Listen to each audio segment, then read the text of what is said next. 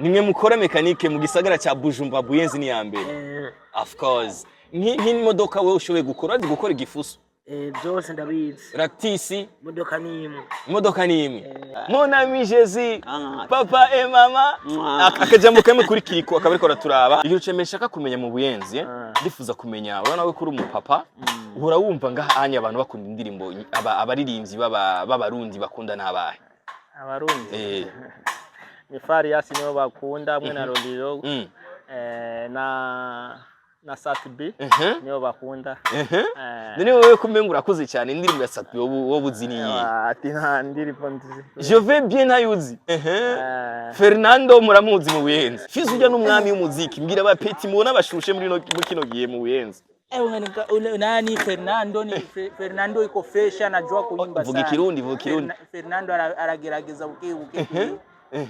Ubundi fresh wale wote ni wengi msee. Oya mbwira abantu mbwira. Umuntu yitwa Melanin Boy uramuzi? Melanin Boy jenda muzi kwe. Gusa Fernando niwe twumviriza sana. Mu Buyenzi muramukunda Fernando. Fernando kweli turamwemera. Jolie c'est de la folie.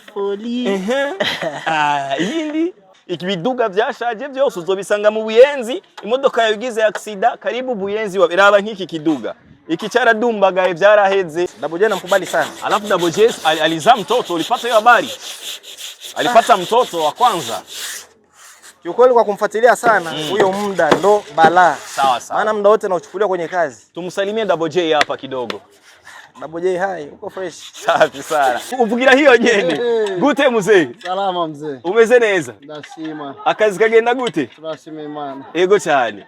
Ngaha bakwita ni inde izina giwawe ngajya kazi? Jakazi. Bagutazira gute? Soka beach. Uri beach wewe ndaki? Uri beach? Yeah. Vipi wakubwa zangu? Heshima zenu? Mumeze neza rero? Turashima. Bana jino musi nabagende nga mu Buyenzi wase. Naje kuraba ingina akazi kariko baragenda kandi naryohewe cyane. Ngira akajambo kamwe abajeni badakora bari muhira. Bari urumogi. Bishinga nk'urumogi. Abajene badakora bari muhira bari urumogi. Impanuro ikomeye cyane nibare ku rumogi baje gukiva. Baje mu kazi. Baje mu kazi. Ico muri ko murakora ngaha ni umuntu ucita ni nkiki. Tuko turakora moteri. Ya desert. Moteri ya desert. Bakubwira ati abajene bare ku rumogi baje kukiva. Monja none. Ndaguhonje. Yego mama none wewe monja muvyeyi nawe. Ndaguhonje. Yo urakuze cyane. Kamwe ni jana. Yego. Oji abantu mudukurikirana muri Canada mu Buyenzi turabajyanye ibintu. Raba ingene az transfer azikorizi zirabe zegera abangene mu mera zikora. Mama je ndakunze ingene uri kurakora ibikorwa byawe. Yego nukuri. Eni vanganda gushoreye no kuri kwimana. Naryohewe. Yego. Hewe. Amba rero kandi tuvugane gatoyi kari ngaha kugira n'abakumva bakumva. Yego. Kandi kari ngaho nyine nta kibazo. Yes, ladies and gentlemen, boys and girls, another beautiful day, another blessing. Right now namaze gushika mu Buyenzi. Niyo mpamvu mva ndiko ndavuga igiswahili. Today yaga take ngoma ndabazane mu Buyenzi mu buno buzima bwo mu Buyenzi nyine babumeze. Rero kuri camera mara bizi imisi yose mba ndi kumwe na OG. Mu Buyenzi bahazi ku bintu byinshi, cyapati, amagarage. Rero no musi nagiye gutembera mu Buyenzi kugira ngo ushobore kuganira n'abantu bo mu Buyenzi. Tumenye byinshi ngere babayeho. Let's get it. Mambo vipi bro? Unachapa kazi? Leka dohere nunyene mambo vipi? Chukua imaiki. Uko poa? Uko poa tunashukuru Mungu kabisa. Unakaza? Kaza kabisa. Noni Kirundi murakizi mu Buyenzi? Tunajitahidi pole pole lakini kinatusumbua. Vuga Kirundi twumve. Ni sawa? Ni sawa. Umeze neza? Yego turashima kabisa. Akazi kariko kagenda fresh? Turashima buke ibintu bigenda nkuko ngene mubibona mwenyene. Yego cyane. None wewe bakwita gutega bro? Jewe banyita Nzeyimana Hassan. Abantu bamenyere nka Super Mario. Rero ikintu canzaye mu Buyenzi no munsi ndifuza kumenya indirimbo zo mu Burundi aba mu Buyenzi mukunda. Mu Buyenzi indirimbo zo ngaha mu Burundi kenshi tumumva Kirikuwa Kili ariyo Big Fizo Lolilo ni cyane kubera umuntu wo ngaha nyene. Of course. Indirimbo ya Kiriku mukunda cyane mu Buyenzi Ngubu ariyo iri hit ya Mon ami Jésus. Papa et maman. Mon ami Jésus. Toute ma famille. Okay. Kwanza kwanza mbone n'ibikoresho bya. Ndashaka kwanza bariko barabona. Ibikoresho bimwe biri mu imodoka nashaka gutangura kukubwira. Mon ami Jésus. Papa et maman. Akajambo kamwe kuri kiriko akabariko raturaba. Turabubwiye ko turamukunda kandi turamufana vraiment. Turamusuivra mu YouTube hose. Turaba supportinga nyine abasani biwacu. Merci beaucoup Petano mzee. Acha nichape kazi. Nasikia unajua Kiswahili. Unajua sisi japokuwa tuko hapa lakini tumesoma. Kile Kirundi tunaibia kwa masomo, yani chakuibia ni cha kwa masomo. Masomo nini? Dogo la so tunapiga piga fresh kabisa. Salimia watu watano tu marafiki. Shout out. Hala 5 kwa nani? Kwa mzee wangu. Namsalimia mama yangu. Hala 5 kwingine. Namsalimia marafiki zangu wa Udembele. Pako bosi wangu mkubwa de garage. Asante sana guys, ukuriko bimeze turacari mu Buyenzi kuyaga n'abantu bari mu Buyenzi kugira ngo tumenye byinshi bibera hano mu Buyenzi. Ndacari ko ndagenda kuongea na wakubwa zangu watu wa Buyenzi nini. Heshima yako mzee. Uko poa? Nipe tano. Tusalimiane kidogo. Kazi zinaenda sawa? Fresh kabisa. Tonge kidogo mzee wangu. Unapambana? Tunapambana hapa. Mambo ya kazi. Paka inaona mida jioni tunaanza kufunga makazi sasa. Safi sana. Guys ngo mubona uno mujene ariko rakora mzee wa kazi. Kazi inaendelea fresh. Kazi inaendelea fresh. Nasikia Buyenzi mnatengeneza gari vizuri. Kama kawaida. None urazi Kirundi ga boss? Kirundi ndakizi. Urakivuga neza? Ubuzima bwo mu Buyenzi bumeze gute mu bisanzwe? Ubuzima bwo mu Buyenzi bumeze neza. Nk'umuntu ari muri Canada ariko aragukurikirana avuga ati bana ndakine kumenya mu Buyenzi ikintu kivumye. Kivumye ni mekanike. Nimwe mukora mekanike mu gisagara cha Bujumbura Buyenzi ni ya mbere. Of course. Nk'imodoka wewe ushoboye gukora igifuso. Byose ndabizi. Raktisi imodoka ni imwe. Asante sana guys, turi mu Buyenzi muraza kumenya byinshi bibera hano mu Buyenzi. Ngwino twigire ku magarage yo mu Buyenzi au sio? Tuko Buyenzi kitaki na mishe kibao. Sasa aha rero ndabona umuntu ariko aradoda. Ndabona wa marangi. Wazee wa kazi nipe tano mzee. Vipi mzee wa kazi? Heshima yako brother. Uko poa? Wewe ndo mzee wa rangi. Vara kwanza hii boro kwanza tuongee kidogo. Uko poa lakini? Ongea na hakuna kitu. Uko fresh? Fresh kabisa. Unakaza? Rangi zinaenda sawa? Tunashukuru Mungu. Unajua Kirundi? Kirundi kidogo. Kidogo. Ni sawa? Ni sawa. Akazi kagenda gute mu Buyenzi? Kagenda neza kweli. Kube ibintu birazimvye gose gusa. Ibintu byatangu byazimvye? Bana birazimvye ibintu by'amarangi ni atari. N'amaranga arazimba uye? Reka sivyo kuvuga. Uno kuri 250. Ibintu byazimvye kabisa. Rero ikintu canzanye mu Buyenzi nifuza kumenya the way abantu bo mu Buyenzi babayeho bakunda gufungura iki. Ibyo sivyo kuvuga akazi karabuzi koye. Ndavuga ku bintu abantu bakunda gufungura, mukunda gufungura iki? Chapati, nasikia kuna chapati sana. Chapati, umuceri, inyama, niyo dukunda gose. Ego cyane. Uno musi naje kubagendera rero ngaha. Iyo cemeshaka kumenya mu Buyenzi, ndifuza kumenya urana we kuri umupapa, uhora wumva ngaha anya abantu bakunda indirimbo abaririmbyi b'abarundi bakunda nabahe? Abarundi. Ni Farias niyo bakunda hamwe na Rondiro na Satbi niyo bakunda. None wowe kumenga urakuze cyane indirimbo ya Satbi wo buziniye.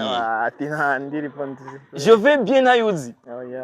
Ntayuzi je vais bien. Ati tumva ubera akazi. Fernando muramuzi mu Buyenzi? Fernando nawe muzi? Fernando no musani. Indirimbo imwe ya Fernando wobuzi. Sawa. Okay, mera nini boy nawe? Nauzi? Buyenzi abasani bacu ni bakore cyane. Twumva undi musani no kubaza uko wobuzi gabaje. Kidumu aramuzi. Kidumu aramuzi. No wakera cyane. Twumva undi mupe abantu bahitinze muri no minsi YM Music murabazi. Mama yangu. Dramati uramuzi? Dramati nauzi? MB Data. MB Data to amatua umva nani kuri radio gusa. Sawa. Merci beaucoup. Reka tubandanye. Ndibaza tuzo kumenya byinshi. Yes, turi mu Buyenzi, turiko mzee wangu vipi? Uko poa? Fresh kabisa. Twende, let's go. OG.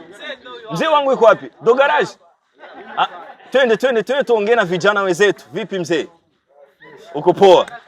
Ndakwambika yano kanutuyage. Urampa mahera. Urampa mahera. Ushaka ngahe?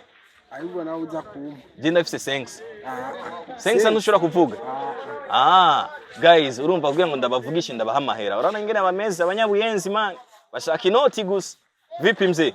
Umeze neza? Je ndashima mama. Uraho? Uraho biraza bukiwe. Kazi inaenda fresh. Pole. Leo kugira ngo tuganire uraza kunsaba amahera. Kama zipo fresh mtamu. Kama zipo tunapiga tu kazi. None ndakubaza ikintu kimwe bro. Hamna noma mtamu. Ubuzima ubona bugenda gute mu Buyenzi? Sha ubuzima kweli ni buke kweli turashima Imana. Rero no musi naje mu Buyenzi kugira ngo nshore kuyaga n'abanyabuyenzi numve ingene biriko biripasa mu Buyenzi bimeze gute abaririmbyi bakunda kuko je ndumusani uramuna ko nanje ndumusani rero ndashaka kumenya abaririmbyi mwe mukunda mu Buyenzi abarundi dukunda bavumye Big Fizzo no wakira Big Fizzo nk'abavume muri iminsi Fizzo ujya n'umwami w'umuziki mbwira abapeti mubona bashushe muri kino gihe mu Buyenzi. Nani Fernando iko fresh anajua kuimba sana. Vuga Kirundi. Fernando aragerageza buke. Ubundi data. Fresh wale wote. Ni wengi mzee. Oya mbira bani mbira. Ni wengi tunawakubali mjini. Satubi kweli gusa watubiga malinje tureke kubavuga. Okay, none ko uzi Fernando. Umuntu yitwa Melanin Boy uramuzi? Melanin Boy jenda muzi kweli. Gusa Fernando niwe twumviriza sana. Mu Buyenzi muramukunda Fernando? Fernando kweli turamwemera. Okay, mbwira karirimbo kamwe uba wibuka ka Fernando. Akaririmbo kamwe ka Fernando. Yeah. Reko nsinyinshi je wari kufumumbaza nka zitanu gusa reka ndakubwira imwe. Nubwo mbwira zitanu ukunda za Fernando ntari ibinda nakufasha kazi tupige kazi au si? Pepe ya fresh. Ni pepe mzee. Maisha ya Buyenzi bana ni kupambana. Tugirwa kumbwira nk'aba Fernando indirimbo za Fernando ukunda nizihe man? Pako Jolie inaitwa Jolie. Jolie. C'est de la folie. Yindi. Ingine bongo mpya sali piga mzee. Alindi shasha yakubise rero ijya nayo ni so. Ivuga gute? Ijya ndirimbo. Ijya ndirimbo avuga ngo abantu ni babi sana ngo abantu ngo bamubushira ngo arafisife. Ngo Kazimimana inkunda. Kazimimana inkunda. Ile ngoma ni so. Bla bla bla. Nacho zimbwiye. Kazimimana inkunda. Mtama. Acha mimi fight. Sasa mzee mnipe kazi kazi man. Ingo dukore naso, ingo dukore. Niringa kweli ndaronka amahera nje gukora. Ingo ngaje baza kuma 30,000. Urumva simbura yo kunja. Ego. None nk'abajeni badakora bari mu gisagara cya Bujumbura bishinga gusa kudakora babo. Abajeni rero badakora nibo baje nyene batwiba. Bajya baturi imizigo. Baguma batugiye imizigo kweli. None nk'umujeni adakora umuhanura iki? Umujeni adakora. Sha vyiza yo ukora kweli kubera. Dakora kweli ubuzima buba bugoye sana. Bavuga ngo udakora ntakaje. None we wize gushika mu wakangahe big man? Turiko turiterera inkuru. Je nize kugera 9e. None nk'untoro wibaza yuko ubuzima bwagoranye kwera utashiye ku ntebe y'ishuri. Utahejeje amashuri. Abwo naragoswe marabyo ndaheba nko mu nkikiga nko mu wa gatandatu ubumba naratunze. Ahubwo ba warakenye cyane. Wapi man? Rero ngako atashure ririyo. Niwoza gukora ngo kubera warize wapi abiza gukora kubera ububizi. Bisaba gupambana. Gupambana kweli. Bisaba umutima kabisa tuje. Yego kweli man. Big man ukuri kw'Imana urabona ko nenda gufashije kwera kazi. Cyanje ndashima kweli. Reka mbandanye nanje jobo. Reka nje gutigita sivyo. Big up sana man, asante sana. Akani kama iki mzee. Fresh sana. Guys nukunye twibere mu Buyenzi no musi ni chilling, no guchillinga mu Buyenzi, ikibiduga byashaje byose uzobisanga mu Buyenzi, imodoka yagize accident karibu Buyenzi wabiraba nk'iki kiduga. Iki cyaradumbaga byaraheze. Reka tubandanye tugenda tubaha content zo mu Buyenzi muraza kumenya utuntu twinshi Juno musi ndavuze ati reka manze chilling fata kanya ndabirekera ibintu mu buyenzi buzima baba bibereyemwo abajene cyane cyane abahungu baba bibereye mu buyenzi. Reka rero negere ngaha tunatengeneza kala. Guys, imodoka yawe yononekaye zana mu buyenzi. Ukitaka waiponse leta buyenzi au sio mwamba? Mto gari yake kiharibika na leta wapi? Buyenzi. Tuongee kidogo cha mwamba wangu. Aka kitu nikatia hapa. Safi sana. Mwamba inakuwaje sasa?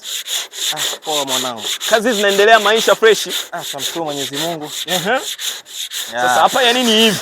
Au shamaliza? Hapo bado hapo. Hapo bado? Sasa ndugu yangu, unajua Kirundi? Kirundi sikifahamu sana. Ariko uravuga bukebuke. Ni sawa? Ni sawa, ila Kirundi sikifahamu sana, sikifahamu zaidi. Acha tuongee tu hivyo Kirundi. Tuganire Kirundi kwenyewe. Ni sawa naonega boss. Uzungumza Kirundi? Tuganire bukebuke Kirundi. Ngorani tuvugane. Yani kandi Kirundi akipandi sana. Oya nojoyegwa nitafurahi sana nikisikia Kirundi chako mzee. Gusa umeze neza none? Nimeze bon. Akazi kagenda gute? Akazi nikumshukuru Mungu tu. Mu buyenzi abajene bose bo mu buyenzi ngo usanga bariko barakora ibintu by'imodoka. Usanga bariko barapambana gutya. Babajene bicaye mu marigaratu babyiriki. Baba baichaye gute? Muhira baichaye he? Bicaye muhira ni bariko barakora bari ku marigara. Kweli naweza nikajibia Kiswahili. Sawa. Haina shida, ongea hata Kiswahili. Sababu kijana kama anekaa nyumbani. Yaani hapo anakuwa hajachagua maisha kujitegemea. Anakuwa anachagua maisha ya kumtegemea mzazi wake, baba au mama. Ndio maana unakuja ukuta anakaa nyumbani. Yes.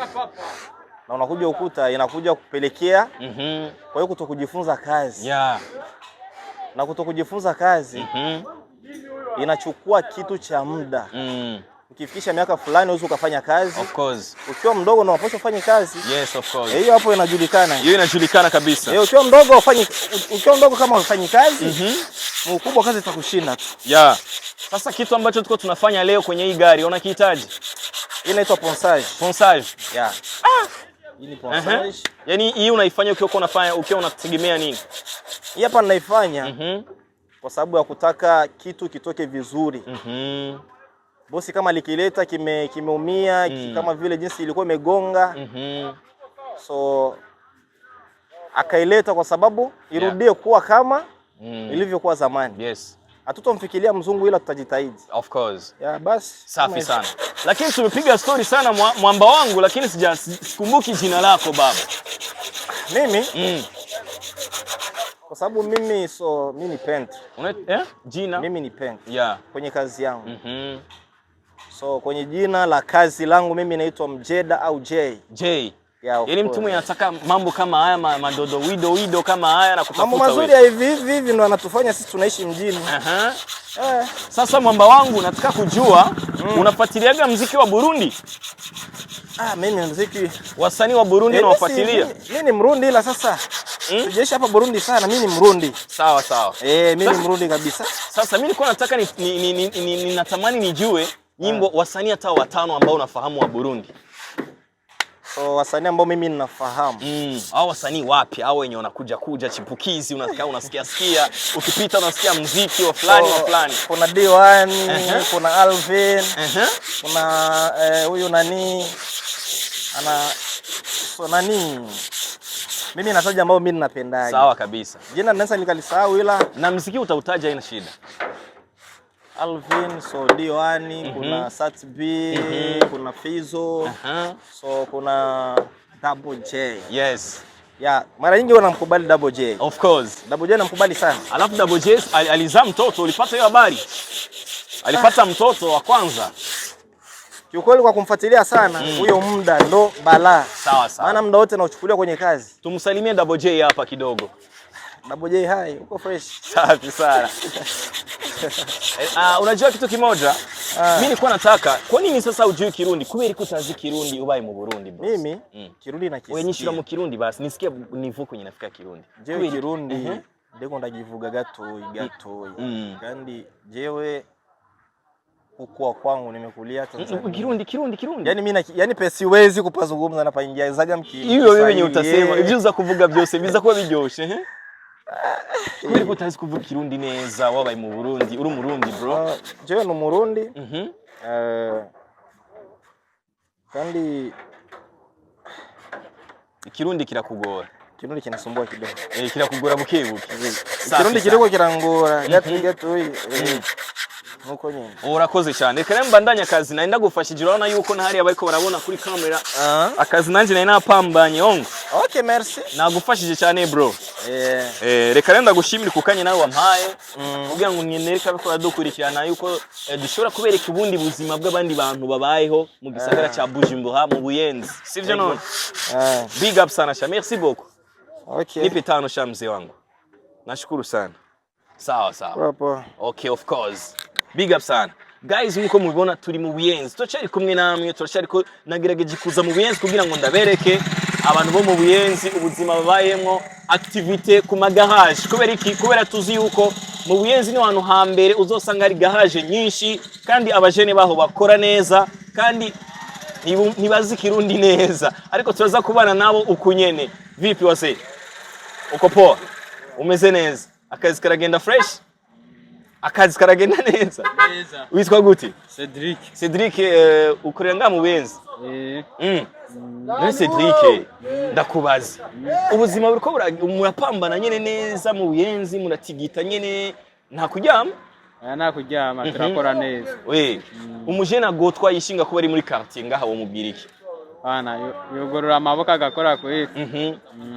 Of course. Urakoze cyane gose. Reka tubandanye nababwiye ko mzee wangu vipi huko? Kazi inaenda mwamba? Heshima yako mzee. Mimi ni mwandishi wa habari, niko napita tu kuwajulia hali watu wa Buyenzi. Watu nawaambia kama Buyenzi niho hantu hambere ushobora gutwara imodoka yo bakayikora neza. Sivyo none?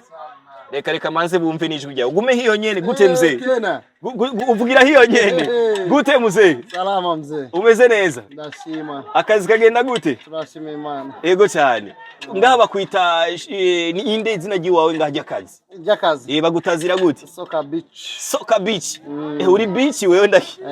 Uri beach? Yeah. Soka beach.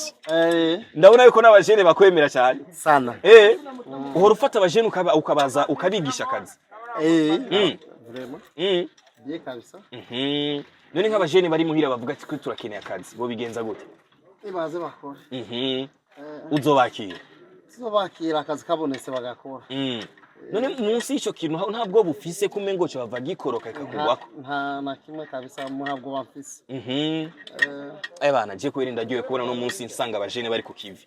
Kabisa twe twajoheye kubona badutembere. Mbe icyo uri kurakora hiyo munsi bashita gukora iki? Uri gukora ipine, gukora iki? Uriko nafunga vura moteur. Uriko ugara moteur? Ibe gatoza coupe. Mwambia coupe bituko. Guys, turi mu Buyenzi nkuko nababwiye. Ukuri ko babimeze. Ibi ni bikoresho ariko rakoresha hariya munsi y'imodoka. Nanje nakwemere kukuzanira update ukuntu mu Buyenzi bakora, ukuntu ibikorwa bigenda bya minsi yose. OG gumana nanje tubahe vibe, tubereke tuja mu biteramo, kapitene muranja mu concert, muranja mu mashow, muranganira n'abasani bakomeye bo mu Burundi, ariko uno munsi nashimye kuza mu Buyenzi kugira ngo ndabereke la vie yo mu Buyenzi nayo nyene ingene imeze bukebuke. Vijana wanapiga kazi, abajene barakora urabona nk'ubu uyi nabo nyene ko bari ku kivi na kwicara baguma bariko barapambana. Tubandanye OG tuganire umuntu wa nyuma haje imbere kugira ngo akano ka visit kuno nahuye n'umuntu atazi Kirundi naryohewe cyane gusa natwenze. Vipi wakubwa zangu? Heshima zenu wazee. Mko poa? Kazi inaenda sawa? Mimi nataka niongee na nyinyi dakika moja tu. Haina shida. Mzee wangu. Vipi mzee? Guys, hano baranyankingo gufirma. Nibashaka kamera ariko nta kibazo. Reka tugenda ahantu dushobora gukorera kuko hari igihe umuntu ushobora gusanga adashaka yuko umuntu amenya akazi kiwe. Rero niba biryoshe kugira ngo umushire muri video. Ntubizi none ni ku respectinga droit d'homme. Baita droit d'homme OG, change droit de l'homme. Droit de l'homme. Vipi wakubwa zangu? Heshima zenu. Mumeze neza rero. Bana jino musi nabagende nga mu Buyenzi wase. Naje kuraba ingine akazi kariko baragenda kandi naryohewe cyane. Ngira akajambo kamwe abajeni badakora bari muhira. bari urumogi bishinga nk'urumogi abajene badakora bari muhira bari urumogi impanuro ikomeye cyane bareka urumogi baje kukivi baje mu kazi baje mu kazi icyo muri ko murakora ngaha ni muri ucita ni nkiki turiko turakora imoteri ya desere moteri ya desere mzee wangu ndaryohewe cyane kabisa ikumpano mpere y'abajene yego bareke kungurumogi bakore akazi merci beaucoup merci beaucoup bakubwira ati abajene bareka urumogi baje kukivi rero ariko je nivyo kwijana sinovugana n'abagabo gusa guys nukuri sinovugana n'abagabo gusa reka maze negera umumama umwe ari mu buyenzi sinzi ko aza gutwemerera ariko let's go let's get it oji urafise inoti kugira ngo uce tubashorere gahajya biragoye sivyo turabashorera jambo wa mama muraho sasa mama jewe nanje kubashorera merci beaucoup none mama ngaha anyi mudandaza gute aha tudandaza ijana yego monja none ndaguhonje yego mama none wewe monja muvyeyi nawe ndaguhonje yo urakuze cyane kamwe n'ijana yego oji abantu mudukurikirana muri Canada mu buyenzi turabajyanye ibintu raba ingene az transfer azikorizi zirabe zegera abangene mu mera zikora mama je ndakunze ingene uri kurakora ibikorwa byawe kandi vanganda gushoreye no kuri kwimana naryohewe wewe amba rero kandi tuvugane gatoyi kari ngaha kugira n'abakumva bakumva kandi kari ngaho nyine nta kibazo mama je no musi naje kugendera abantu bo mu yenzi nirabira ubuzima bayemo ubuzima turimo n'ubunya nubona dutangura tugateka ututunura turonsa agasukari hari gihe duhebura isukari tukabanda tukicara tumaze kwicara umwe kuko tuba twabuze ubu bintu birazimbye ifarini udafise 6 nuteka ucurindira aho bibonekera ukabura rero gusubira kudandaza iyo bibuze ukicara bariko baragushorera mama kiri umukiriya oya je nahashitse jewe ndatera n'umugisha inge baze bagushorera uragahura n'umugisha mwana dushima babiza bakabizana none mama ndakubaze none nk'aba bamwe b'abantu usanga badakora bari muhira baba mama baguma bari muhira ubahanura ikiga muvyeyi nobahanura kuko bokora nabo bakagira icyo bazana kandi bavuga ngo imyaka yabajanye rega nawe urashaje nanjye ndashaje ariko ndonse rijya jana nca numva rinteye agateka sinakumiko ntera umugisha mama abonye bakiri karantera iteka ku mutima kajya kajana ndo jamani karibu kajya kajana ndo nka karantera iteka iyo ndakabuze niho nca nicara nkizinga kubera rijya jana ntaba narironze yego bajye bitwaza ngo bashaje rero niba kore nyene hariho bamwe banka gukora kubera kubura umutahe ufise ibyo biro byawe bitatu urako uronsa agasukari ugakora uwo kwanga gukora kubera atagatahe ubufise ariko ufise ako gatahe gake icara ku muryango iwawe ari bijumbu buri icupa ry'amamesa naho rizimbye ugateka bajya bijana baraza bakagushorera yego uhabaye imyaka ingahe ngaha mu buyenzi jewe imyaka ni myinshi none kuzi kirundi cyane ndakizi kubera ndo murundi abandi bimengo ikirundi kirabana ndi umurundi kabisa cyo gitume kirundi ndacumva kandi urakivuga neza ndakivuga nyene kubera ndakizi mama une ishaka ryo kumenya ibintu byinshi cyane kuri wewe kuko uri umumama aciye ubwenge cyane nifuza no kumenya mu bujene bwawe mu bujene bwaje byarangoye ndose umugabo amfata nabi nca ndamwaka abana banje kubera atari afise aho abajyana nca ndabagumana maze kubagumana ndabirerera n'utunyene two kwibarabara nkadandaza ibiyoba nkateka ibitumbura nkadandaza maze kudandazayo nungutse nkagura ikiro cy'umuceri ngagaburamo kubera batari bamenyeye kurya abana babaho uko naronka inyungu nzi kuko mfise irase umuhira nkabagurira amasilipe nkabagurira udukabutura tubana uko abana tumenyerana uko yego bwari bugoye cyane byari bigoye none utarabyara utashika hiyo kwibaruka ukiri inkumi nkiri inkumi waba nyene ngaha mu buyenzi oya sinaraha aha haba mukuru wanje je nkava mu ntara ya Cibitoke ca Rugombo mbonza kuba ngaha nje kuronka umucingana ndo umucingana wo mu Gatumba niyo sabaje bakujya mukobwa ahagaze hajya uri ahagaze hariya ujya twasanze ari ngaha ujya n'umwana wawe ujya n'umwana wanje nenda kubaze mama ukiri inkumi nyene ukiritera ukarisama wagiriye mariage umugabo wawe yakuboneye nga nyene oya nagiye mariage yo nyene mu Rugombo nadandaza mu gutangura inkuru y'imvaho atanguza ndandaza uducapati tumwe